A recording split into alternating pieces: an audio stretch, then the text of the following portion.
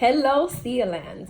My name is Indiana Almanzar, Hermana Ara Macau, your newly appointed Sister Development Chair member. So before I go into a little bit more details regarding the position and what you can expect, I first wanted to share a bit of my story with you because it's very pertinent to why I took up this role. So if you noticed in my SIA resume that's in the email, I want you to really focus on the last two items of my resume. The one where I was NPC for 2 weeks, and then when I went MIA. The reason I want you to focus on that is because I was NPC for 2 weeks, and after those 2 weeks, I was taken to J board. The reason I was taken to J board was a miscellaneous offense. And I was sanctioned, and in order to become NPC, I had to be a NPC again and take the membership process workshop all over again, which I did not, which is why you see that MIA period of time where I basically went ghost in SIA land, except for my chapter. I was still very much involved in my chapter's activities or whatever needs they might have had as undergrads. The reason I share this with you is because a lot of us tend to go MIA for different reasons, right? Whether those are professional reasons, which I fully, support you going MIA if you need to from SIA, because just like they tell us before we pledge, SIA is not going to give you your degree, right? So, and SIA is not going to give you whatever other goals you might have for yourself. So if you have a different goal and you go MIA from SIA, I fully support it. And we all go MIA for different reasons. I went MIA for a very personal reason. I felt very strongly in the fact that I was wrongly accused, and that it made no sense to me whatsoever. So I just went MIA. I was like, yo, I'm done, hands up, right? However, just recently, something else that you're going to see in my personal resume is the fact that I am a licensed or a certified speaker, coach, and trainer. During my certification week, I did a whole certification for the year, but the live event is for a week. When I did that live event, they held a service. It was a non-dimensional service, and I could go into all those details later on. However, I decided to attend. And during the service, the pastor was really talking about commitment, what commitment looks like, different things like that. And he asked specifically, can you think of certain areas in your life that can be improved? And of course, I thought of all the different ways that in my life, all the different aspects of my life that could have improved. And SIA was one of them. And then he talked about commitment. The story that he shared with commitment was the service on the Mount. For those of you who are not familiar with it, it was a service that Jesus did for all of his followers on the Mount, right, on a mountain. And a certain number of them, they all followed him to the service. However, he went a little further up. He excused himself. He went a little further up, and only 12 people followed him, which happened to be his disciples. When someone from the rest of the audience asked them, why are you following him extra? He'll be back. The person kind of said, right, and this is what the pastor's interpretation of the service of the Mount was. He said, obviously you've never seen the view from the top.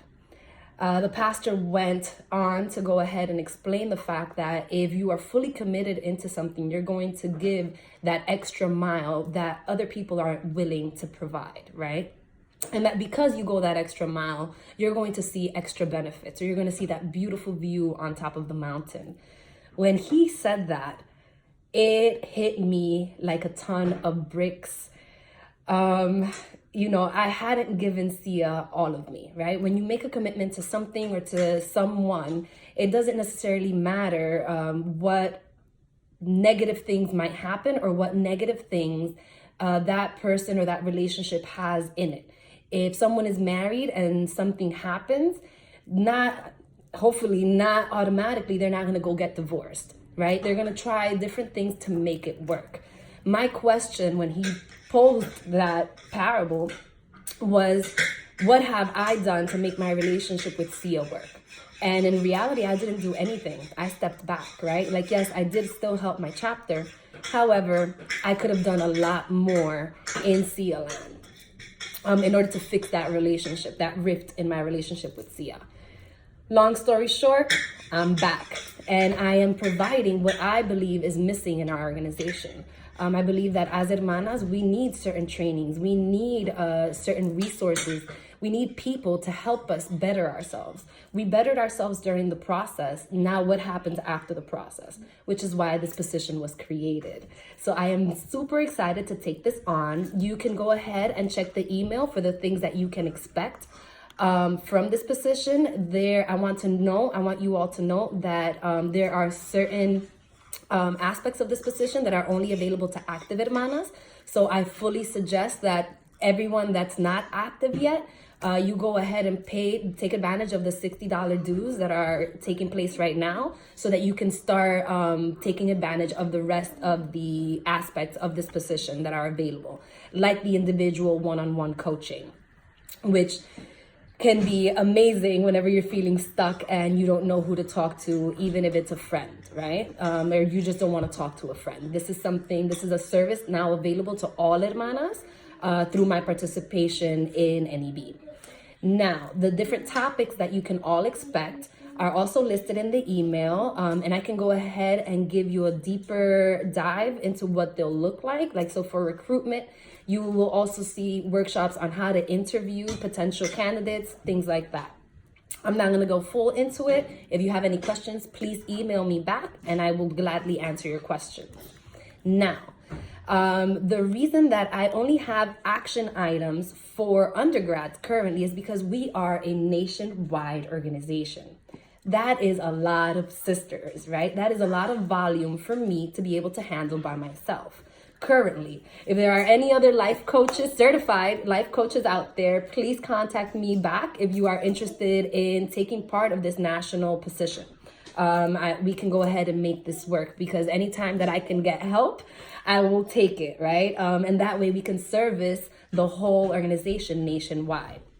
Now, a couple of things that I want you to think about, right? Because it is such a big volume, I am starting with undergrads first, which is why I'm asking the chapter presidents to email me with the information that I asked for in the email. After that, I am going ahead, and any active grad members, you can feel free to email me back and say that you are interested in the coaching sessions. And that's how I'll go ahead and start servicing our grad or alumni members. So for undergrads, it's going to be more of the chapter for now. And for the alumni, it could be that one-on-one coaching. As long as you're active, please go ahead and email me back saying that you're interested, and we can set something up for starting for May. Everything is going to be starting in May. Now, my last notice that I want to go ahead and point out is the privacy notice, as well as my mandated reporter clause. The privacy, whatever is said to me will stay with me, whether that's meetings with the chapter or meetings with the individual, unless I believe that someone is at risk. Now, as a mandated reporter, I have to report if, one, you're thinking of hurting anyone or hurting yourself, and two, also, if anything pertaining to the chapter as well as the individual, I think that I need to share that either with the president or someone else in NEB. I will first ask you if I can share that information, and then I will go ahead and forward the information, because the whole point of this position is to help you, right? So if there is a need, I want to be able to go ahead and either provide guidance or provide help wherever needed. And lastly, I want to go ahead and say that I am super excited for all of the work that we're going to be doing together. I am excited. I know that where we currently are, I know that all the regional meetings have already happened, and you know where the organization currently is. However, I see this as an opportunity. Yes, it's sad that we are where we are. However, it's an opportunity for us not only to get better, but get great, right? We can do this together. The only way that we can do this is together. There's power in numbers and in quality, right? We already have the quality. Now let's get the numbers. Let's work together, work individually if we have to. First get yourself good, and then get each other better and great, because that's the whole point of this organization, right? We all pledge for this different reasons. However, I want us to be still involved in SIA and to reignite that fire and that commitment that I once had. Now it's back inside of me. I want to be able to share that fire with all of you guys. So on that note, peace, love, and magic. I'm looking forward to hearing back from all of you.